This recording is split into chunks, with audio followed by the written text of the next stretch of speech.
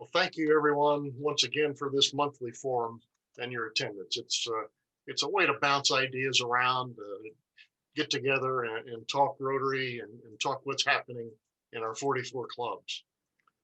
I do want you to, I've got a few items that I'm going to repeat from last month, but we do have the district conference we're working on, which will be a virtual conference on April 17th in conjunction with the Southern District 6580.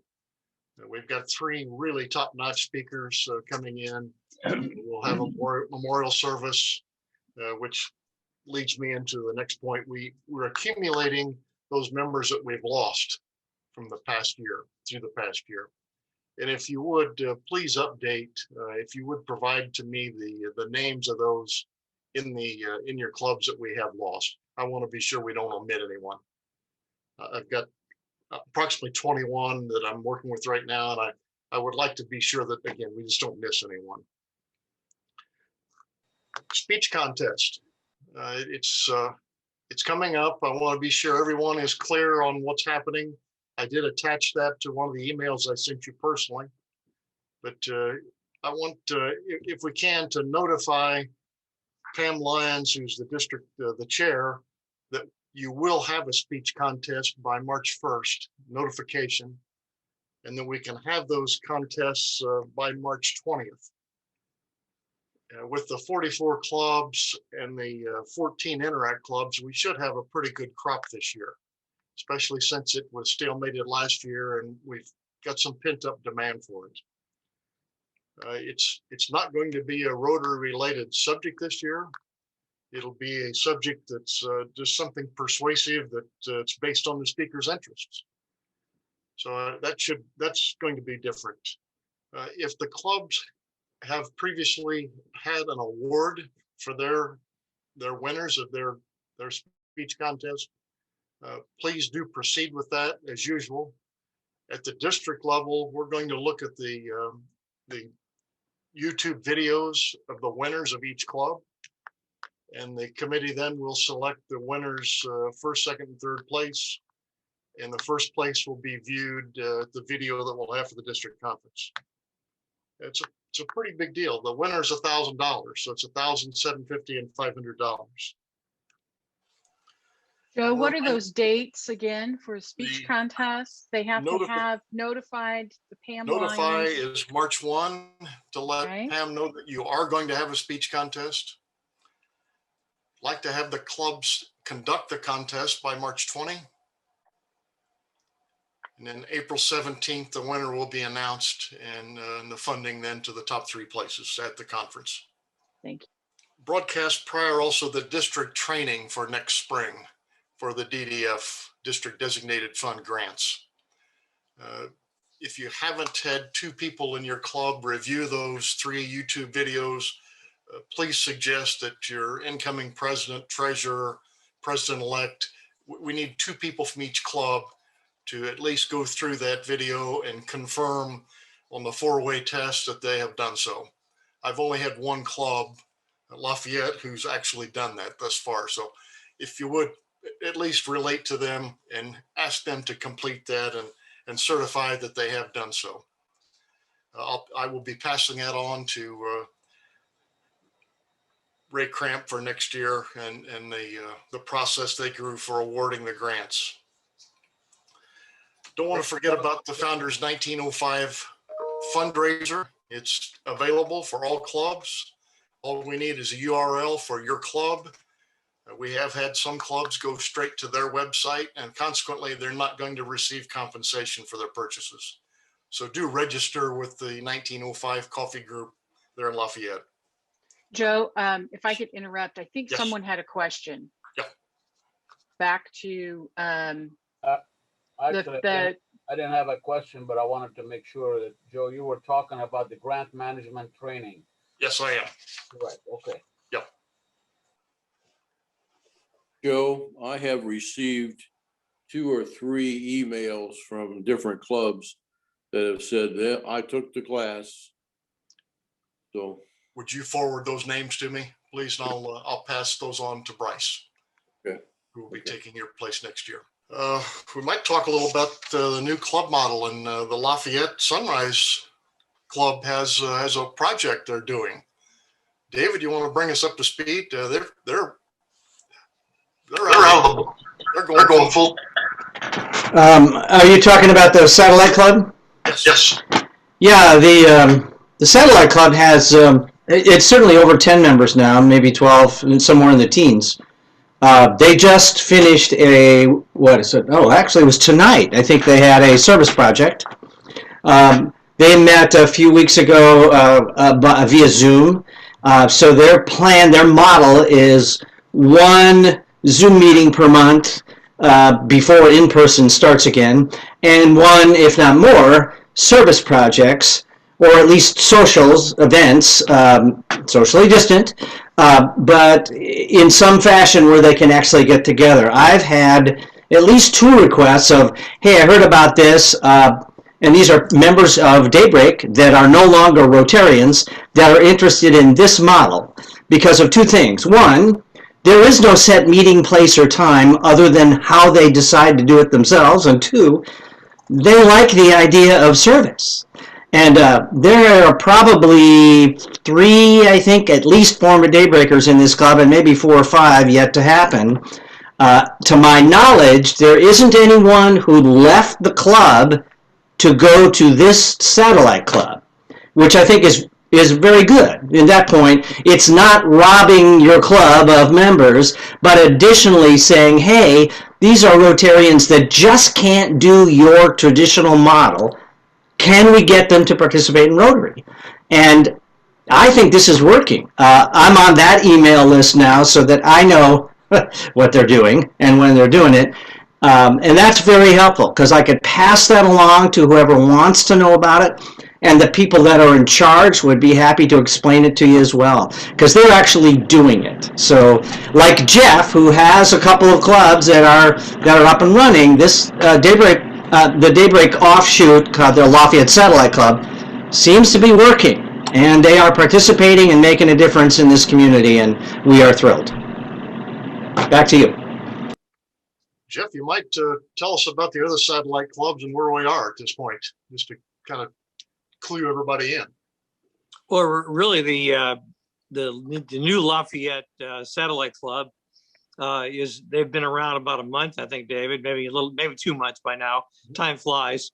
Yeah, 2 months. Prior to that, though, the Indian Northeast Club, I think, has been around since April of last year. So they'll be a year in April. And then the one that we're working on still is on the west side of Indianapolis, and we had a lot of their prospective members join that membership event we had that Joe was referring to earlier. And so I think that's going to happen too. We haven't had an official organizational meeting with them yet via Zoom, but I think we will soon. And then we're also, we've talked to a number of clubs, Westfield, Carmel, Greenfield, Lebanon. They're all taking a look at it. Yeah. That's a great model. It seems to be working to fill the void. Mm-hmm. Great. Anyone have any questions on these new models? And John, you've been through it. You're now certified as a new charter club, and they're having a celebration on Saturday for the community. It's a community-wide celebration. So I appreciate the community and the club. They're on Southeast International, or Southport International, pardon me. Well, I've got some bad news for 21-22. The Youth Study Exchange Program has been canceled. Not surprising, but it has now been formally canceled as of last week with their board meeting. Would like to have everyone continue interest in what we can do to support that program. Dan Laird will again chair it for next year. I'd appreciate everybody putting me on their program at some point. If we can do it by Zoom, we don't have in-person meetings. I'm kind of lost, whether I'm in the canoe with no paddles. I've reached out and I'll continue to reach out, but I would like to address the clubs and at least have them get to know me and know what our Rotary International president has in mind for this Rotary year. The only thing, and I've just mentioned it, is the 20th National Chin Day. And I hate to let the cat out of the bag, but I will be presenting John his club charter, which is a huge deal. And it'll bring us back to 44 clubs, which we lost one, and we will now have it back now in the fold. And it sounds like we're going to have one with Lafayette Satellite Club fairly quickly. If we're up to 10, 12 people in really 2 months, that's excellent. So that's outstanding. Well, Jennifer, what do you have? I saw you had some highlighted notes on my agenda. Well, that's so I can keep you in line.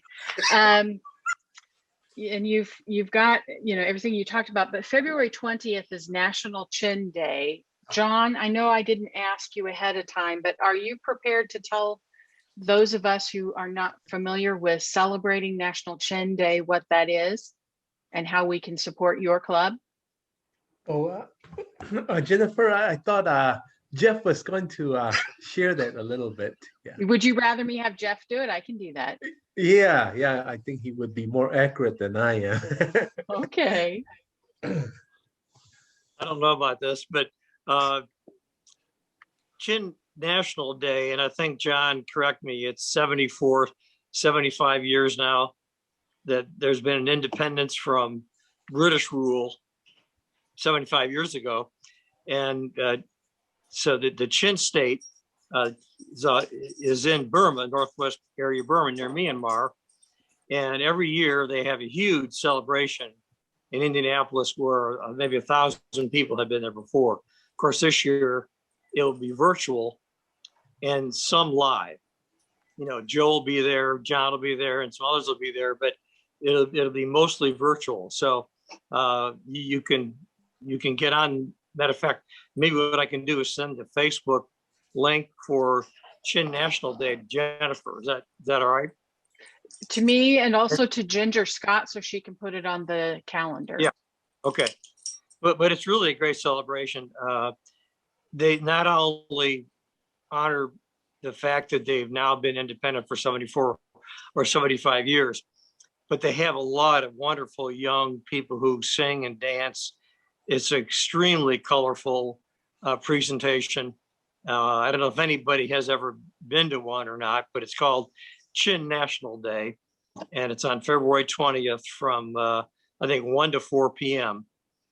And so really, if you're interested in it, and again, the Chins are refugees and immigrants from primarily the Myanmar area of Burma. And as you probably know, there's been a military coup there in the last few weeks, which is certainly not a good thing for that area. And so a lot of the activities here have to do with worrying about the families and the friends who are still living in that area, hoping they're going to be all right. And, really there's a lot of demonstrations going on, as you may have seen, peaceful demonstrations about free Myanmar. And I know John might even have a shirt that says that. I think he does, actually. Oh, yeah. Can you show? Yeah, there you go. It looked like tree, but good. And so there are 20,000 plus Chins living on the south side of Indianapolis. So it's a powerful group, a great group of people. I'm lucky enough now to be on their board of directors. So it's really something that's near and dear to my heart. And our club's been working with them since 2016. So if anyone has any questions about that, I'd be happy to answer them. Yeah. Okay. Let me add one more. Oh, sorry to interrupt. No, Jennifer. yes, please do. Let me add a little fact about the Chin. Before 1898, Chin never had documentation, no written language. Then in 1898, around that time, Carson, Reverend Carson, the missionary, he was a missionary with his wife, Laura. They came to Hakachin and they introduced the Latin alphabet. So the Chin people got their alphabets and documentation through American missionaries. So that's the kind of tie that they have with the Chin and American for the past 120 years. So just want to add that to the information with the Chins. Thank you. I'm a history major, so I love hearing those kinds of things, and the connection with the American culture with the Chin community is wonderful. February the 23rd is Rotary International's birthday, and we will be 116 years old this year. And I've been seeing a lot of things on Facebook. I'm sure those of you who follow some of the influencers in Rotary have probably seen a few things too.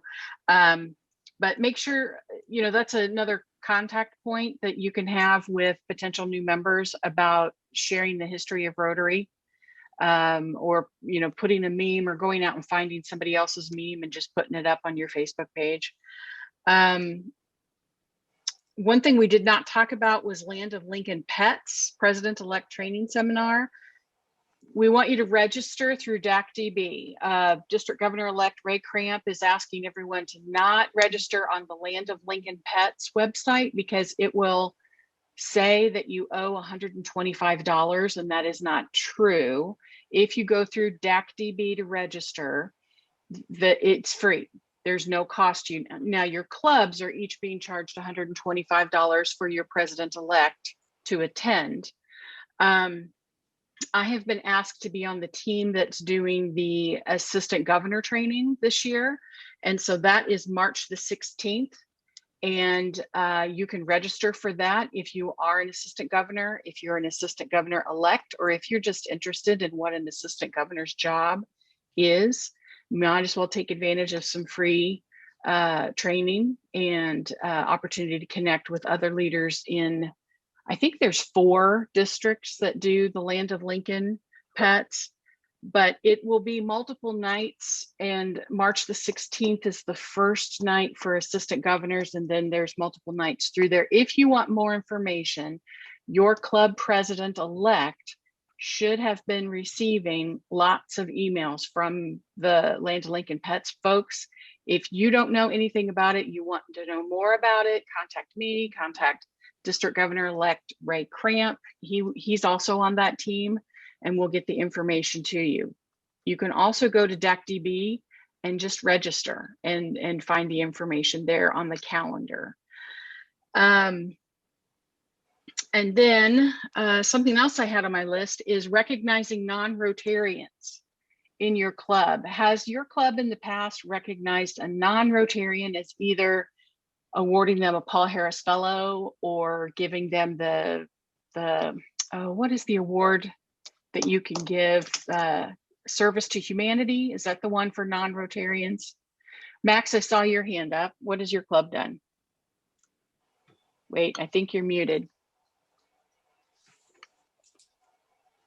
There we go. There we go. We have an annual auction, and we always have an auctioneer. And typically, they're not a Rotarian. In the past, we have put them, made them a Paul Harris Fellow. Once they've done a few years for us. And so every time you give to the foundation, either to Polio Plus, annual fund, or a specially designated global grant, the Rotary Foundation in Evanston will award you a point. And so sometimes when we're in that matching points campaign, people get confused with points for matching this and that sort of thing. But every Rotarian, for every dollar you give, if it's in one of those 3 categories, the foundation will give you a point. And those are the points that the district governor or the annual fund chair comes to ask our major donors if they would donate some of their points so that we can do a district match.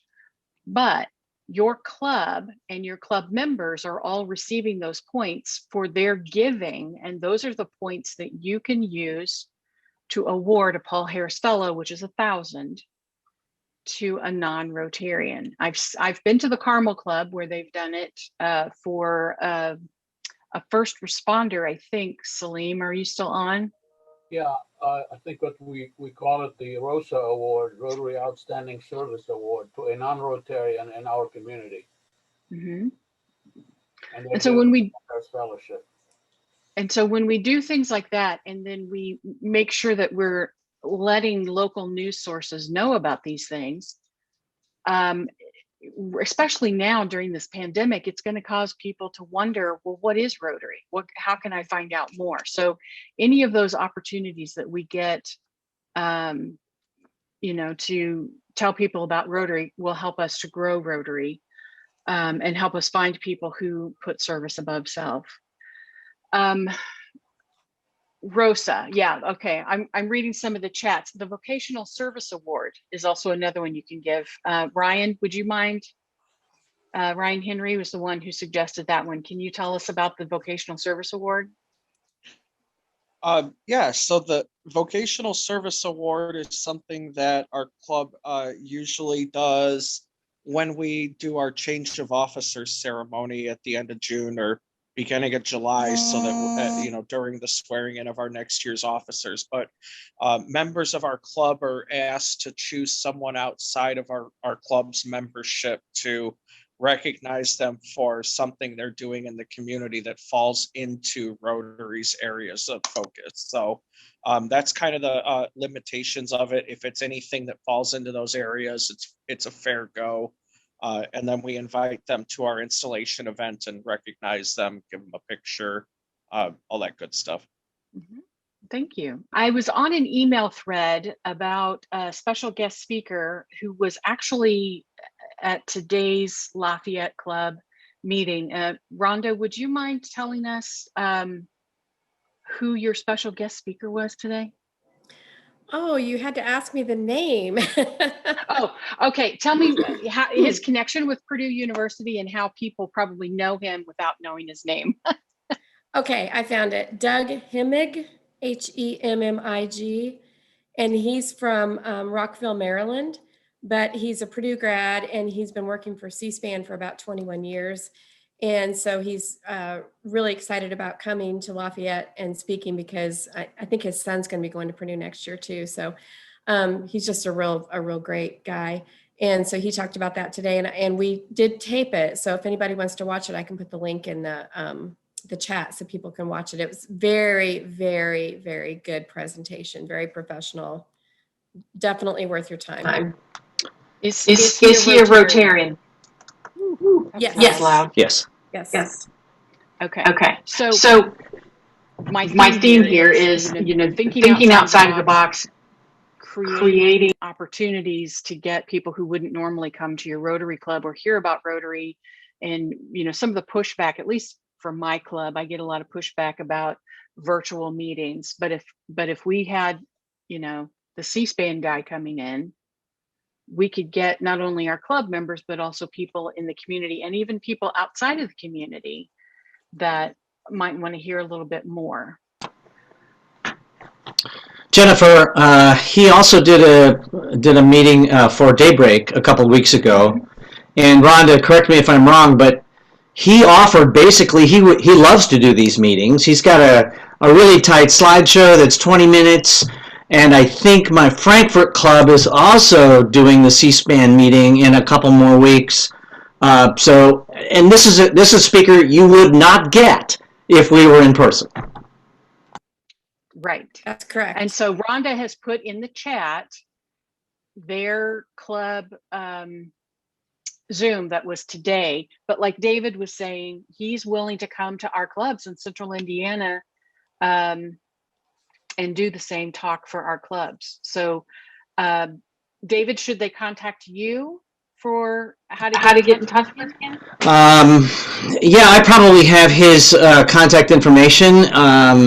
Again, Rhonda would have the contact information as well. I think Carol Price at the Frankfurt Club also has that contact. We just, I can pass it along to you and maybe you could send it out. Nice guy and a very tight program. You'd love it. Okay. All right. So that's one of the purposes of these President's Forums is to share resources. And by resources, I mean speakers or anything else, fundraisers. And like Joe was saying earlier about the Founders 1905 coffee, it's important that you partner with the Lafayette Rotary Club. Rhonda Overman is the president-elect, so that your club can have a unique website address, or as the kids say, a URL, a unique one that's tied to your club. That way your club is receiving those referral fees. Otherwise, it all goes to the Lafayette Club, and that's fine because they're the ones that put all of the, resources behind doing this. But if you want your club to receive it, you need to get in contact with Rhonda so that your club has its own website and that you're constantly promoting that. And if you notice emails that you receive from me, they all have the Crawfordsville Club coffee fundraiser link on there. So if you click it, you're helping my club. So click that link. Jennifer, if I may, Gary Sexton is on the Zoom as well. Gary is in charge of our programs. I think he would be interested in getting that information and lining him up for one of our Zoom meetings. Gary? Thank you, Salim. Yes, I took a screenshot of the URL, and also I have an email from Cindy Davis on that right now. Okay, so the screenshot or the URL that Rhonda Overman has just posted will show you what happened today in their club. But if you would like for him to come speak to Carmel, he'll come do that. And so we'll get that information to you. Yes, he already reached out to Cindy Davis in our club, and she forwarded me his Fabulous. voicemail. So I have his contact information, and I look forward to seeing his presentation as well. Okay, wonderful. And those are the things, like if you put it in the DAC-DB calendar, then other clubs can come in and participate as well. So I want to encourage that. What else, Joe, did we talk about that maybe we're forgetting? I think the big one in the planning stage right now is the virtual district conference. And that's one that's going to take the next 6-7 weeks to put together. But I do want people to put down April 17th. It will be an excellent program. Again, some speakers like we're talking about that are excellent speakers. Jeff and I heard one of them with Indianapolis Northeast 3 weeks ago. The only other plug I might make, and it's something if we post the Indianapolis Club on Rotary's birthday on the 23rd, the Mayor of Indianapolis will be their speaker. It will be nice to hear what he's got in mind for the metropolitan area. Okay. With that, every year we do the district conference. There's always that memorial that shows the photo of someone who's passed away. And Joe's already talked about this, but something that I noticed when one of my club Rotarians passed away, his photo was there, but underneath him, there wasn't anything written as far as he was a Paul Harris Fellow. He was a major donor. He was a, blah, blah, blah. There were a lot of things, accolades that he had received, but there was nothing under his name. And the reason for that is that the information that the team who puts that memorial slideshow together, they take it off of what's on DAC-DB. And DAC-DB does not take the information from Rotary International and put that there. On DAC-DB, there's a place, a tab, I'll have to think about what it's called right now, but it's where you put your members. And if you're the secretary or the president or really any club officer, you can make sure that your club members have a photo. That's important. It's hard to do a memorial slide if there's no photo there. But if they were a sustaining member, if they were a participant in every Rotarian every year, if they were a Paul Harris Fellow, those kinds of things have to be manually keyed in. They don't automatically populate. And so if you know of individuals in your club who have passed away recently, you might ask your club secretary or maybe have a committee together to make sure the information that's there is accurate. Is anybody on DAC-DB right now that can look real quick and tell me what that tab is that I'm referring to where you put all that information? For some reason, my computer is just looking at me like it's not going anywhere.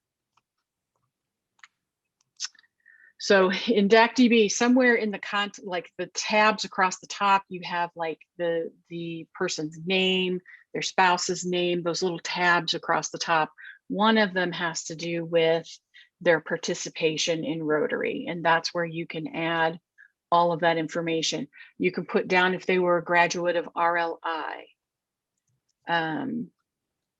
And the more information you can put on there, then when that team that's putting that slideshow together does it, then they can accurately reflect what your member who's passed all of their information in that slideshow.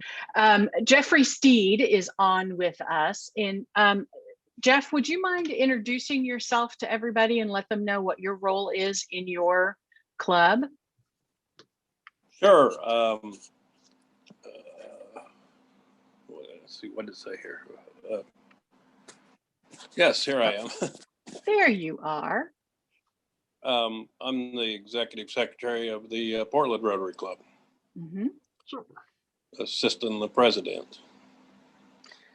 And so I just learned recently about the role of an executive secretary in the clubs. And so what Jeffrey does is he assists the president. So anytime you want to email like all the club presidents, you want to also include those executive directors and executive secretaries, because as Jeff told me, his club president is not necessarily on the computer.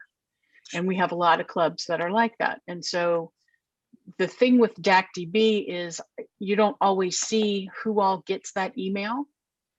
And so if you want to get in touch with the clubs, I highly recommend including the club executive director and club executive secretary, so that those clubs know. Absolutely, it's pretty essential for our club that the executive secretary is aware of what's going on. Jennifer, I do have a question for you. Perhaps you might be able to help me with, and Steve Leonard might be able to help me as well. I got a call from the Winchester Club, and they're putting together a global grant. And they went into the module to put the information about the global grant. And they wanted to have certain members of their club as being responsible for that. When they entered their names, the Rotary database did not show that they are members of that club. So their database, Rotary's database, is different than DACDB apparently, because he could not find the names of these two people he wanted to put on that grant in the RI database. So he called me to ask, what do I do now?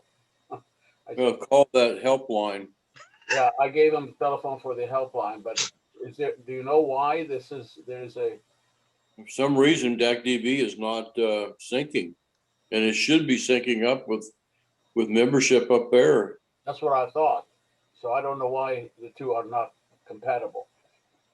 I can take a look and see if it's just as simple as doing a manual RI compare feature on DACDB, and that it just needs a little help getting pushed up to RI. People don't know. Right. People don't know about that. I just asked the question in case you have run into that before, and whether there was something else that the club can do. I can look into that. Who at Winchester should I call back? Marty? Yes. Yes. Okay. I gave him the helpline, and he was going to call them and find out. So I don't know whether he has an answer to that question or not yet. Okay, that's a good question. Do they utilize DACDB much? Do a club compare, member compare, officer compare? Probably not.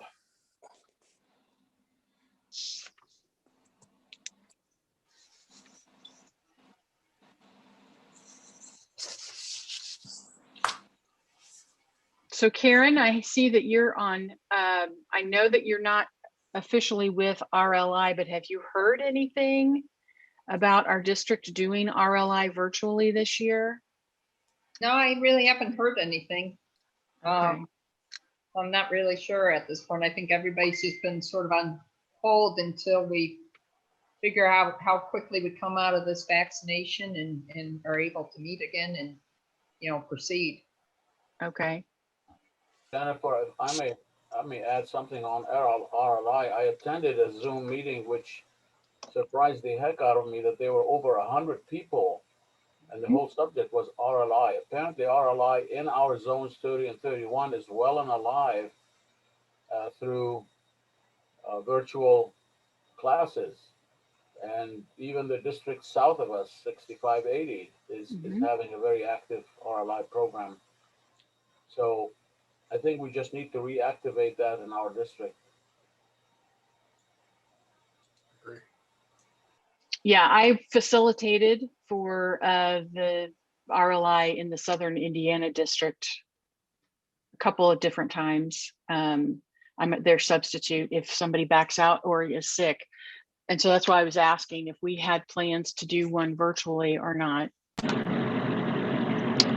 Jennifer, do you know, since you've been an instructor, what's the difference between different RLIs within different districts?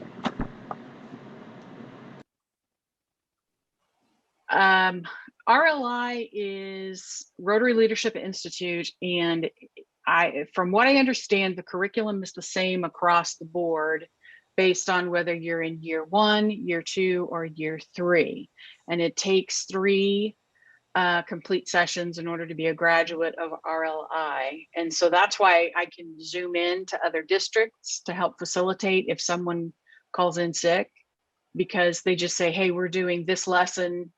Can you be ready? And I have a binder of all the classes that are, because really what you're doing is facilitating the conversation. You're not didactically teaching. You're helping direct kind of the conversation, but it's to introduce materials that help those that clubs have identified as potential future leaders, or people who want to know a little bit more about Rotary. So there isn't any district specifics things in an RLI. I mean, I've been through, but it's been years ago. And I just wondered, it's basically a general program to teach you about more in depth about Rotary, not necessarily about your district, although the district would love to know who you are. There's a certain curriculum that's adopted throughout zones 30 and 31. And it's essentially the same material that's given from one district to another, with maybe very slight variations in how the material is presented. But essentially, the program is the same across all districts and the zones 30 and 31. Okay, great. Thank you. That's what I was wondering. Thanks very much. We can make sure everybody understands that May 1st will be the deadline for district grants for next year. So get them in. The DAC-DB is ready to accept the district grant next year. And please read the overview, the top left entry on the left-hand side of the screen. It says grant overview. Everybody needs to read that and slowly and understand it. It'll save you a lot of effort. I think Steve means read it and reread it several times. And please be qualified.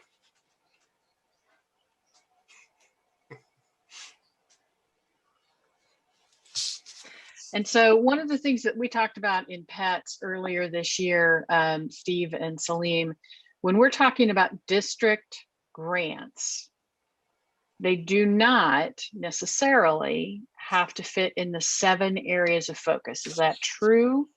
That is correct.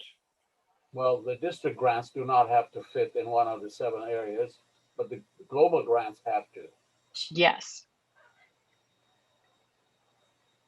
And if you're wanting, and then what is it? Is it $30,000 is the difference? For global grant, you have to have a global grant minimum of 30,000. Mm-hmm. For district grants, it's not really limited except to the upper limit of the grant that we have chosen. We have adopted $5,000 as the maximum you can apply for, but last year it was raised to $7,500, I think. Correct. but now it might be going down below 5,000 for the next couple of years. Because of the annual fund just wasn't supported. Right. Mhm.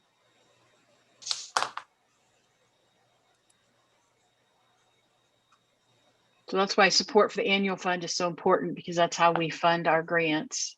But there still will be money out there. Make sure you get your grants in. You can do more than one grant application.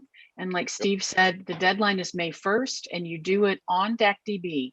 You don't have to do it through paper like we did in years past. And even the MOU, which is the Memo of Understanding, is that right?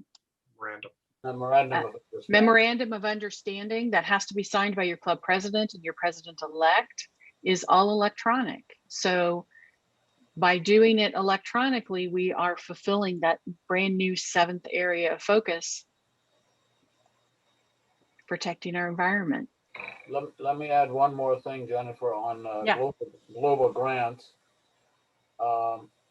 We have gotten used in the past to know that the foundation matches the district designated funds 100%.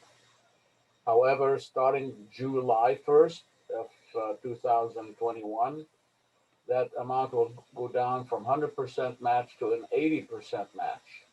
Mhm. So if any of the clubs are planning on putting together a global grant, this is a good time to do it before the end of this Rotary year, because you get the maximum maximum World Fund match before July 1st for the new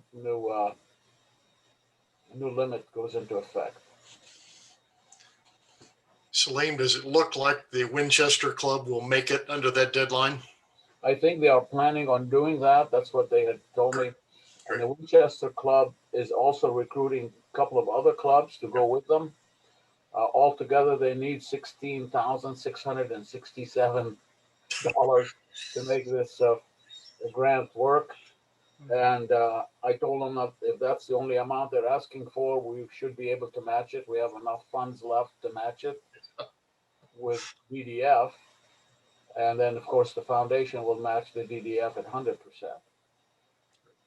But we're getting toward the end of our DDF for this year as well. There's maybe $20,000 left that has not been earmarked for global grants. So if you have any global grant in mind to do before the end of this Rotary year, I think it might be a good idea to get it moving. Does that include the Polio Plus Fund, 20%? This is with the Polio Plus being fully funded. Great, thank you.